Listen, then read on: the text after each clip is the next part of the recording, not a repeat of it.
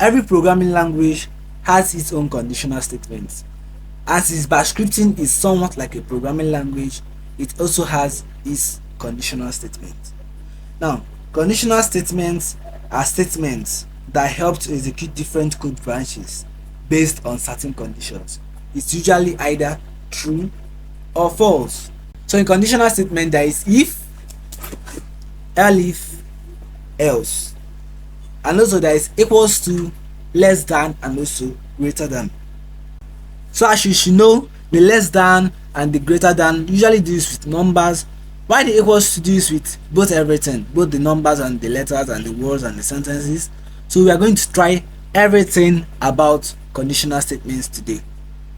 So in this script, I made a variable called passvar 6245.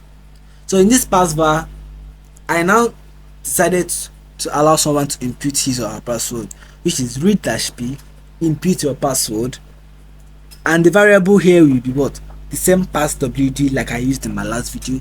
If you don't know about this read-p, go to my last video and you actually see it right now. So I made an if statement. If variable passwd is equals to passvar, then echo your password is correct. Elif, if the password is less than, this is lt less than passvar, then echo the password is a bit greater than this. I think it should be a bit lesser than this. But if this doesn't also work, then else echo password is not correct. That is, if doesn't work, elif will work. If elif doesn't work, then else should work. So let's run this. We are going to input a number that is equals to the password, less than the password, and greater than the password to see how it works. So remember, the password is 6245 and we're going to run it. So let's run combash. So when I input my password 6245, it actually tell me the password is correct. When I input 62 or 65, it will tell me the password is a bit greater than this. I think it should be lesser than this. So when I run 7000, password is not correct. So I think you have seen how this works with the less than, greater than, equals to. So let's try inputting the greater sign symbol in the elif sign. So when you put the greater than symbol